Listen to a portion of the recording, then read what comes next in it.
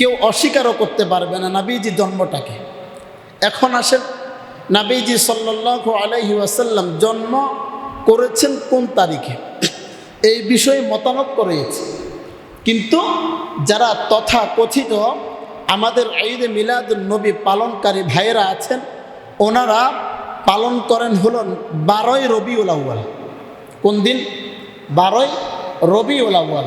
ঘটনাক্রমে নবীজি সাল্লাল্লাহু আলাইহি ওয়াসাল্লাম 12ই রবিউল আউয়াল যেদিন তিনি জন্মগ্রহণ করেছেন সেদিন ছিল সোমবার। এই বছর 12ই রবিউল আউয়াল সোমবার। এই বছর 12ই রবিউল আউয়াল কি? সোমবার।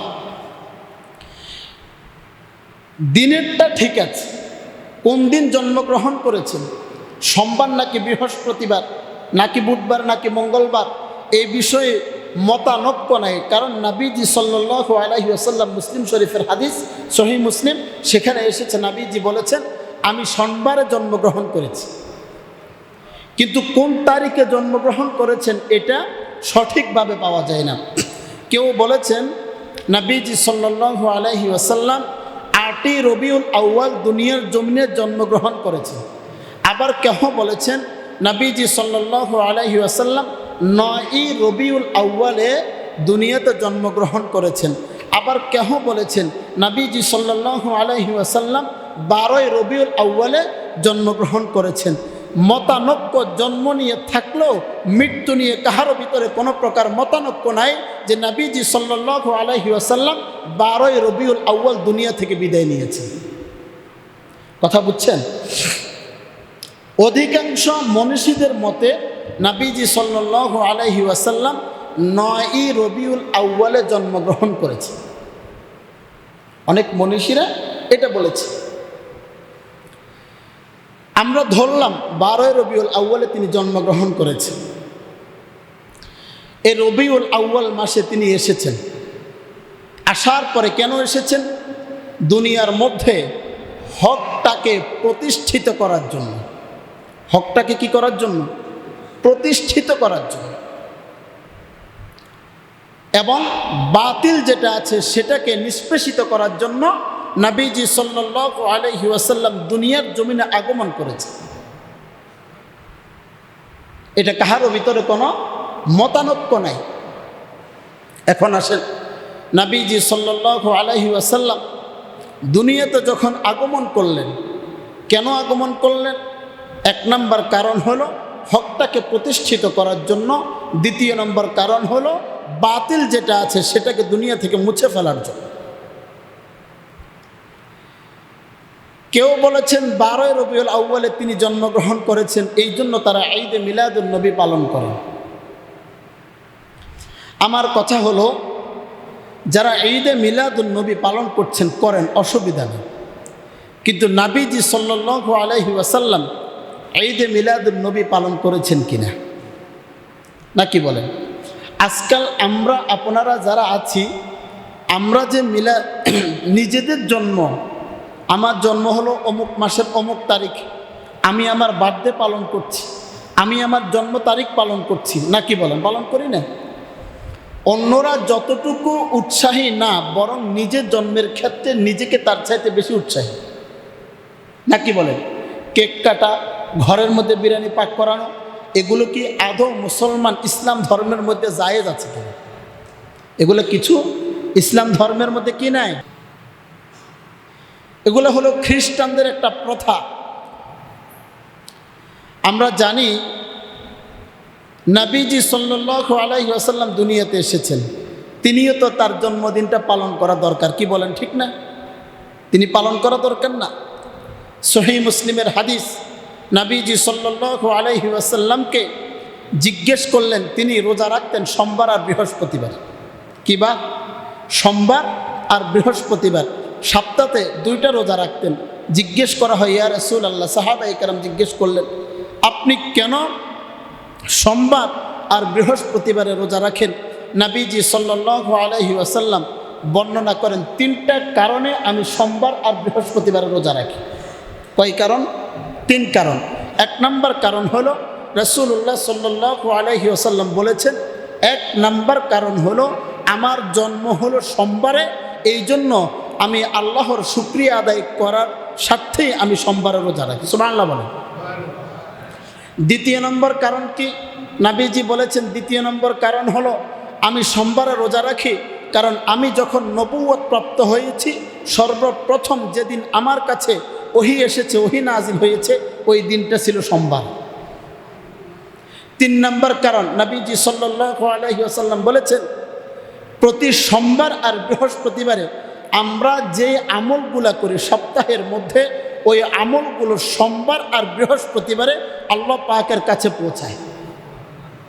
তো সোমবারে যখন পৌঁছাবে রাসূলুল্লাহ সাল্লাল্লাহু আলাইহি ওয়াসাল্লাম বলেন আমার আমলটা যেন আল্লাহর কাছে এমন অবস্থায় পৌঁছায় যখন আমি রোজাদার ছিলাম। সুবহানাল্লাহ। কি ছিলাম? রোজাদার ছিলাম। প্রথম কারণটা কি বলেছেন? সোমবারে আমার জন্ম হয়েছে বিধায় আমি সোমবারে রোজা রাখি। কথা বুঝছেন? সোমবারে কেন রোজা রাখেন? কারণ রাসূলুল্লাহ সাল্লাল্লাহু আলাইহি ওয়াসাল্লামের জন্ম হলো সোমবারে, এই জন্য তিনি সোমবারে রোজা রাখেন। তো রাসূলুল্লাহ সাল্লাল্লাহু আলাইহি ওয়াসাল্লাম নিজের জন্ম তারিখ পালন করেছেন রোজা দিয়ে। আমি আপনি পালন করছি জিলাপি আর সিন্নি খেয়ে, তাও বছরে একবার। নবীজি করেছেন প্রতি সপ্তাহে একবার, নাকি বলেন? সপ্তাহে একবার করে হলে মাসে কয়বার? কমপক্ষে তো 4টা সোমবার আসে, নাকি বলেন? 4টা সোমবার আসে, কোনো কোনো মাসে 5টাও সোমবার আছে। তার মানে নবীজি সাল্লাল্লাহু আলাইহি ওয়াসাল্লাম নিজের জন্মদিন পালন করার জন্য প্রতি মাসে 4 থেকে 5টা রোজা রেখেছেন। আমি আপনি সারা মাসে তো একটাও রাখি না, বরং পুরা বছরও রাখি না, বরং 12 রবিউল আউয়ালকে কেন্দ্র করে সেদিনকে আমরা ঈদ মিলাদুন নবী বানিয়ে সেদিন আমরা সিন্নি আর জিলাপি খাই। এটা কি হলো? আচ্ছা, আরেকটা কথা বলেছিলাম যে নবীজি সাল্লাল্লাহু আলাইহি ওয়াসাল্লাম দুনিয়াতে আগমন করেছেন মতান্তরাজ। কেউ বলেছেন 8ই রবিউল আউয়াল মাসের 8 তারিখ, কেউ বলেছেন 9 তারিখ, কেউ বলেছেন 12 তারিখ, মতানক্য আছে। কিন্তু তিনি যে 12 রবিউল আউয়াল মাসে দুনিয়া থেকে বিদায় নিয়েছেন, এতে কোনো কি মতামত আছে? কোনো মতামত নাই। আপনাদের কাছে আমার একটা প্রশ্ন হলো যে আপনার একটা ছেলে দুনিয়াতে জন্মগ্রহণ করেছে, আপনার ছেলে দুনিয়াতে জন্মগ্রহণ করেছে। কথার কথা, আপনার ছেলেটা হলো জানুয়ারি মাসের 4 তারিখে দুনিয়াতে আগমন করেছে। কয় তারিখ? জানুয়ারি মাসের 4 তারিখে।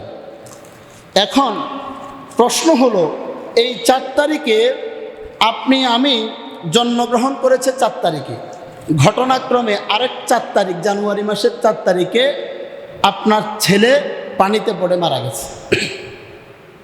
অথবা সে প্রতি বছর জানুয়ারি মাসের 4 তারিখে নিজের জন্মদিন নিজেই পালন করত। ঘটনাক্রমে আপনার ছেলেটা বড় হয়েছে, গাড়ি অ্যাক্সিডেন্ট করে জানুয়ারি মাসের 4 তারিখে মারা গিয়েছে। আপনি পরের বছর আপনার সন্তানের জানুয়ারি মাসের 4 তারিখে জন্মদিন পালন করবেন নাকি মৃত্যু দিবস পালন করবেন? কথা বুঝেন নাই। আপনার সন্তান জন্মগ্রহণ করেছে জানুয়ারি মাসের 4 তারিখে, বড় হচ্ছে প্রতি বছর, অনেক বছর পরে আপনার সন্তান হয়েছে, তো আপনি আনন্দে আপনার সন্তানের প্রতি বছর জন্মদিন পালন করেন, কেক কাটেন, ঘরের মধ্যে বিরিয়ানি পাক করেন, রান্নাবান্না করেন, সবাই খায়, ছেলের বন্ধুবান্ধব যারা আছে সবাই মিলে জন্মদিনের কেক টেক কাটে, আপনার কাছে অনেক ভালো লাগে। হুট করে 1 জানুয়ারি মাসের 4 তারিখে আপনার ছেলে দুনিয়া থেকে বিদায় নিয়ে চলে গেল। আমি আপনাদের কাছে প্রশ্ন করতে চাই, পরের বছর যেই বছর মৃত্যুবরণ করেছে গাড়ি অ্যাক্সিডেন্ট করে, পরের বছর যে জানুয়ারি মাসের 4 তারিখ আসছে, ওই দিনে আপনি কি জানুয়ারি মাসের 4 তারিখে ছেলের জন্মদিন পালন করে কেক কাটবেন নাকি মৃত্যু দিবস পালন করে শোক দিবস পালন করবেন? হ্যাঁ, শোক দিবস পালন করবেন না, মৃত্যু দিবস। কেউ যদি বলে আন্টি, আপনার ওয়াইফের কাছে এসে বলেছে আন্টি এই দিন তো সে জন্মগ্রহণ করেছে, আমরা আজকে তার কেক কাটবো, আপনি সহজে মেনে নেবেন? কারণ আপনি আপনার সন্তানকে সবচাইতে বেশি ভালোবাসেন, এই জন্য সন্তানের প্রতি এই দিনে মারা গিয়েছে বিধায় সন্তানের প্রতি আপনার একটা শোক আছে, ব্যথা আরো উঠলে উঠবে। আহারে আমার কলিজার টুকরো সন্তান আজকে বেঁচে থাকলে সে কত কিছু করত, কিন্তু এখন সে দুনিয়া থেকে বিদায় নিয়ে চলে গিয়েছে। আপনি কান্নাকাটি করবেন এবং যদি সম্ভব হয় মসজিদে আপনি তার জন্য দোয়ার আয়োজন করবেন, নাকি বলে? অথবা তার বন্ধু বান্ধব আত্মীয় স্বজন যারা আছে, মা বাবা যদি বেঁচে থাকেন নিজেরা, তাহলে পালন করবেন কি যে কোরআন খতম করবেন, খতমে তাহলিল করবেন, সূরা ফাতিহা পড়বেন, সূরা ইখলাস পড়ে সন্তানের জন্য সওয়াব পাঠাবেন বটে, কিন্তু ওই দিন কেক কাটাকাটি হবে না। কথা বলেন ঠিক কিনা?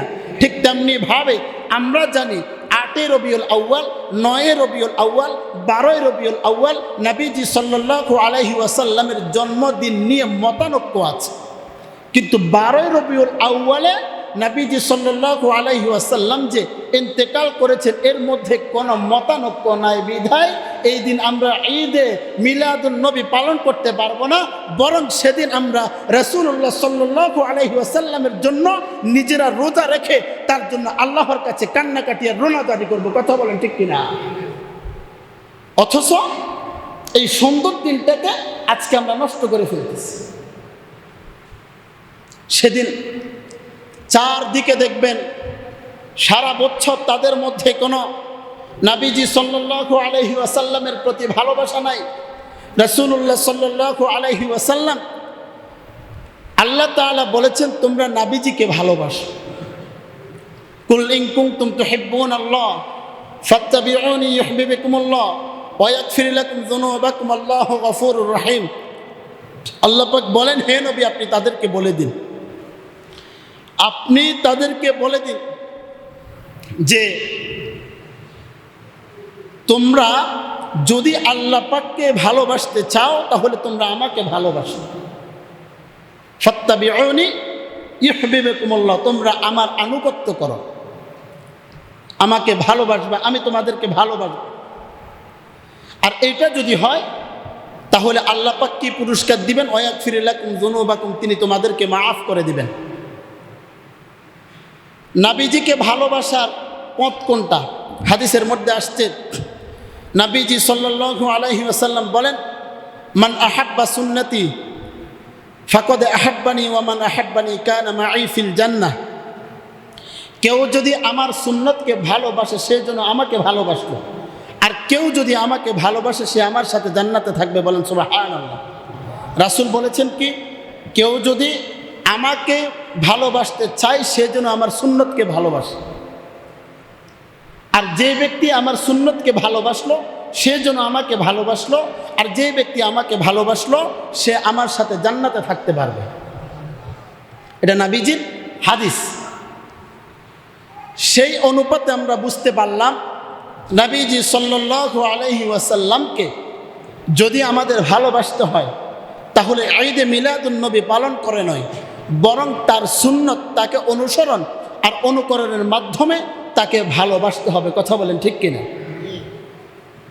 কথা কি আপনারা বুঝতেছেন? কথা বুঝেন? কথাগুলো বুঝে নিন। কেন বলতেছি সেটা পরে বলব।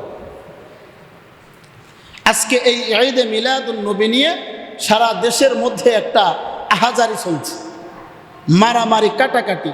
এটা কি সাহাবীরা পালন করেছেন কিনা?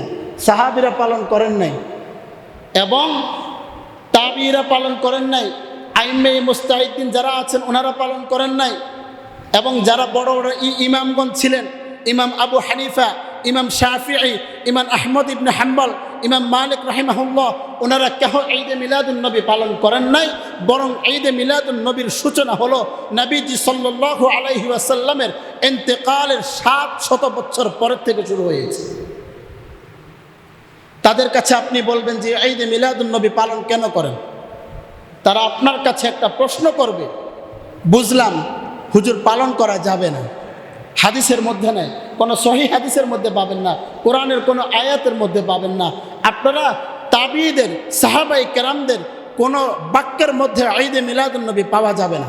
তাহলে প্রশ্ন করবেন, হুজুর পালন করলে অসুবিধাটা কোথায়? পালন করলে অসুবিধাটা কোথায়? আমি পালন করলাম, সমস্যা কি? নবীজি পৃথিবীতে এসেছেন, আমি খুশিতে নবীজির জন্মদিন পালন করলাম। হ্যাঁ, আমি অসুবিধা কোথায়? এখানে তো কোনো সমস্যার কিছু দেখতে পাচ্ছি না। এটা তো কোনো হাদিস দ্বারা নিষেধ নাই, হাদিস দ্বারা আদেশ নাই পালন করার জন্য, কোরআনের আয়াত দ্বারা আদেশ নাই ঈদে মিলাদুন নবী পালন করার জন্য। তবে আবার হাদিস দ্বারা তো কোনো নিষেধ নেই, আছে নাকি নিষেধ? হাদিস দ্বারা নিষেধও নেই। তাহলে এখন আসেন, হাদিস দ্বারা নিষেধ নেই, তার মানে পালন করা যাবে, পালন করা যাবে। বুঝেন, আজকে আমরা জুমার নামাজ পড়বো কয় রাকাত? ফরজ কয় রাকাত? 2 রাকাত। আমি যদি বলি যে আজকে আমি জুমার নামাজ পড়বো 4 রাকাত, আপনারা মানবেন? কেন মানবেন? এটা হাদিসে তো নিষেধ নেই।